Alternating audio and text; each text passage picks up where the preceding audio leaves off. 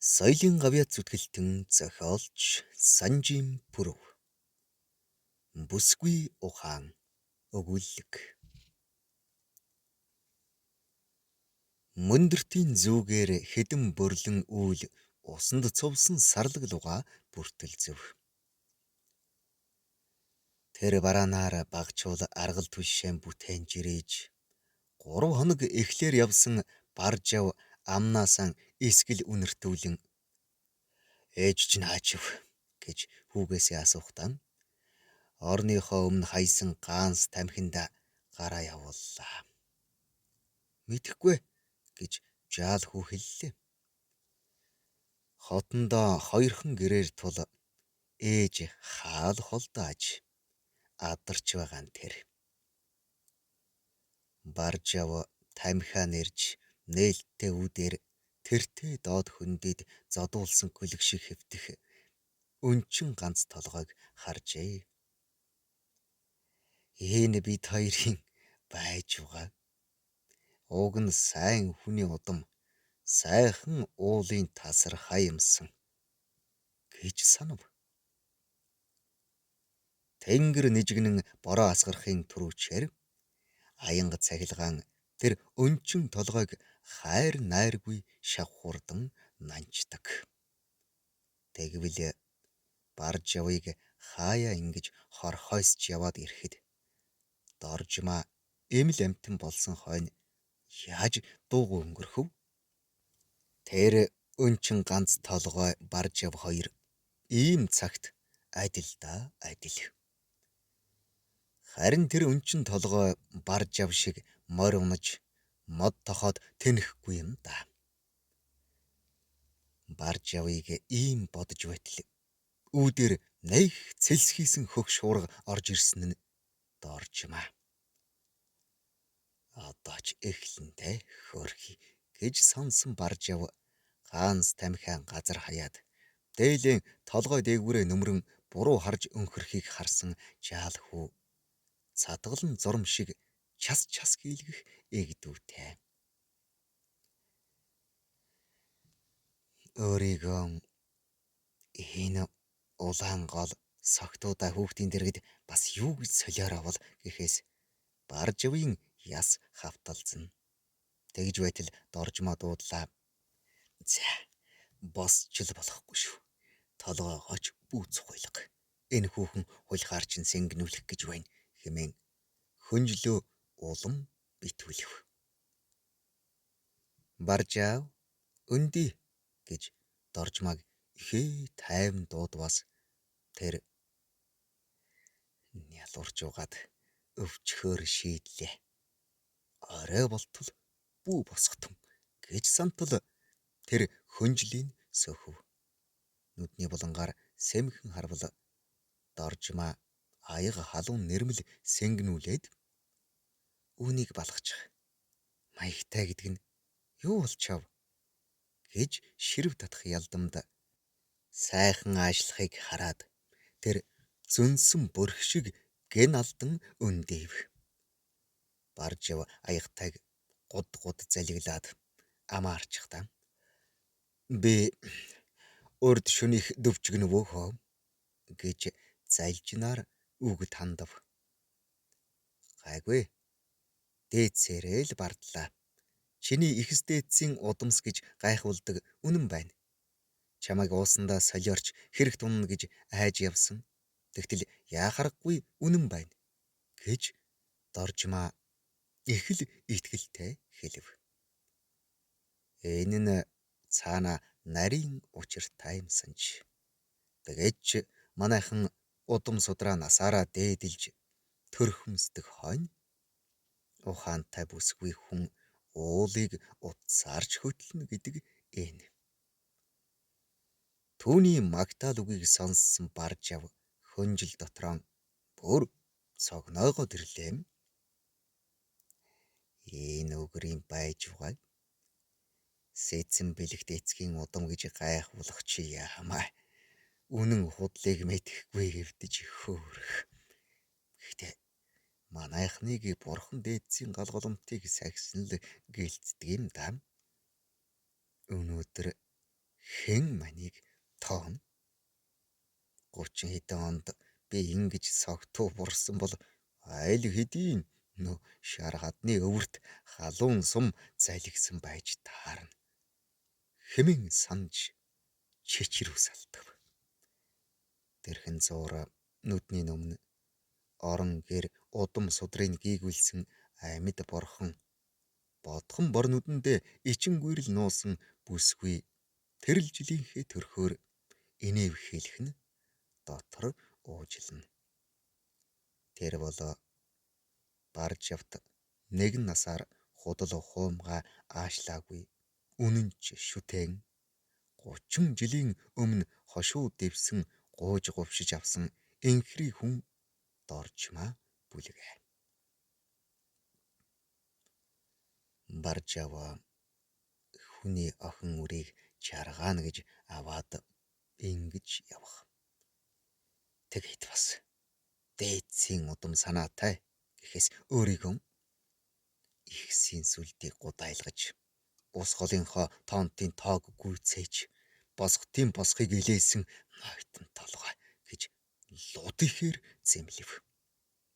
Тэр багада сэцэн бэлэгт дээдсийн алдрыг сэвтээж ясыг өндөлзүүлэх тарих гэж аавдаа аашлуулдаг асна нь түүнийг дээрээ даруулга дээлэндээ товчтой өсөжээ.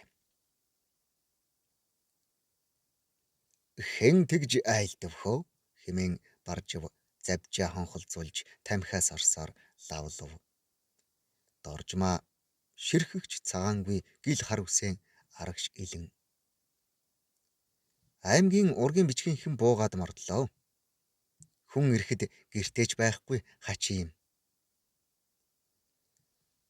Худлаа хэлж хүнийг ялд унгах гэлээ гэсэн чинь намайг баахан айлгаж сандргалаа. Өвсийг үндсээр нь ухавч ургах, хүнийг удмаар нь устгавч ураг үл тасрах.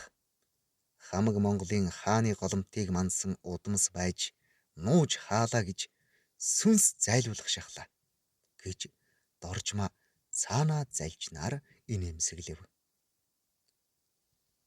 Урд оройн түүний эзэг үед тэднийд ургийн бичгийнхэн юу ахв худаг усны хэдэн хүн цайлаад мордсон нь үнэн.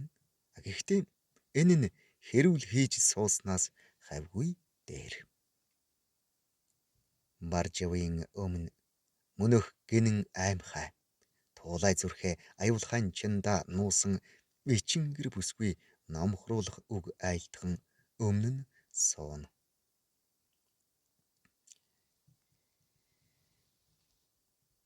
Энэ минь тийм л сайхан амтэн өнөөж хэвээрээ байна. Тэгэхэд доржмаа нэлхаараа байжээ. Энгэрэн задгайлахгүй, нүцгэн бие чамд харуулахгүй хэмээн зулын дүл шиг дайлдчиж суусансан гэж баржав эхнэрэн дотроо аргадлаа. Чингэхдээ өөртөө сэцэн бэлэгт хааны удам судар юм бол уужуу ухаантай бай. Баржав чи одоо нудрахтаа явахгүй бол энэ ихэр гурван голдоо эцэг дээдсийн сүнсийг төөрүүлж алдрыг хөсөргэн. Улаан залаатай Монгол хүн байж алгын чинээ дэлхийгээс айж юу хийн гэж өөртөө тушаав. Тэр нэг л өөр хямартай болжээ. Доржмаа чи миний нойтон үгээр могдорлож яана гэж битүүхэн итгэж ядав. Худал хэлэх дүүрч ихсийнхээ сүлдийг барьж хэн зүрхлэнэ? Ихсийнхээ сүнсээр тогловол улс гэр 1000 жилдээч удам судраараа доройтдгийм гэсэн. Энэ үгийг сонсоод баржавын дотор бүрч сэлсийгээд явчихав. За маргаашнаас хэдэн унгаа чагталдаг юм уу да гэсээр тэр урам таяа гулав шалав босов. Ухаантай амьдрах цаг чинь ирж байгаадаг Баржавгай. Гэхдээ Доржмаа галдан аргал нэмлээ. Харин Баржав манайх надаас эхлээд удам судраа хэдэн жарнаар хав дарлаа. Цаг наашилж одоо ам ангайх болж яамаа. Гэхээс нэг л сонин. Чингэхтэн Доржмааг харж манай Доржмаа хамаг Монголын их хааны үр удамсын туурхтад туяарах хувьтай хүүхэн гэж эхнэрээрээ бардав. Харин Баржавын энэ мэт долдой магтаал түүнд бараг гай болно. Маргааш нь бар цагт Баржав гүүгэн барихаар хавийн харчуулыг залж 100 модтын задгай ногоон дэнжийг тоосруулж өнжив. Доржмаа дотроо манай Баржав адууны тоосонд өссөн амтэн. Энэ маань үнэхээрч хамаг Монголын Сэцэн Бэлэгт хааны удам сударч юмсан уу? Арай л өөр хүн. Үгүй ч байлаа яалаа. Гэхдээ өнөөгийн бид өндөр дээдсийнхээ өвөрт төрсөн нь үнэн. Тэгээд ч манай Баржав бурхтын нэр барьж халамцах хүн биш. Энэ голынхныг Сэцэн хааныхан гэлцдэг үнэн аваас энэ хэдэн хүүхэд ч эзэн заяатай. Доржмааг ийн босон суун байтал Баржав гаднаас орж ирэн хазар ногтоо ханын толгойд өлгөхдөө хэдэн унага маань бурхсын удмын сүрэг гэсэндээ гал шиг царалцж байна. Энэ буянтай адуу маяны хэдэн үеийг дамжиж хэний сүргийн сор болон өнөө бидэнд ирсэм хөөхэй гэсээр эхнэрээ нэг бардам харлаа. Доржмаа догшин арсланч оосрлож болдог орчлон. Манай Баржав яхав гинэн хөөргөн цайлган хүн. Хөөрөхгүй бол энэ минь өөрөө ч хүн биш болно. Үйлсэн ч бүтэхгүй. Өндөр дээдсийнхээ удмыг хүн шиг тээж яваа манайхан цаанаал эрэмгий зоргоор улс. Энэ минь дээлийн ингэрээ задгайлж дэлтийнхээ нуруунд сандайлаад дүнжигэр ногоон уулсын дундаа бууж мордож ууж амсаж яваад зэлэн эвхэн хорвоо тийм хойно. Харин өдий хүртэл удам судраасаа айж нууцлсан нь гунигт тавилан.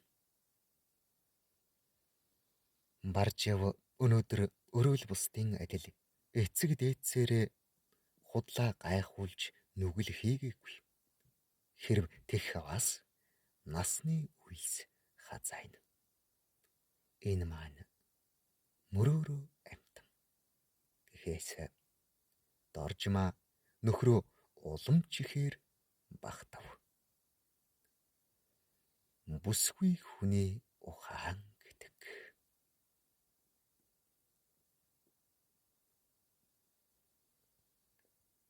Зохиолч Санжим Пүрв 2013 он. Уншсан Эрхэнбаярын Батторж 2025 он.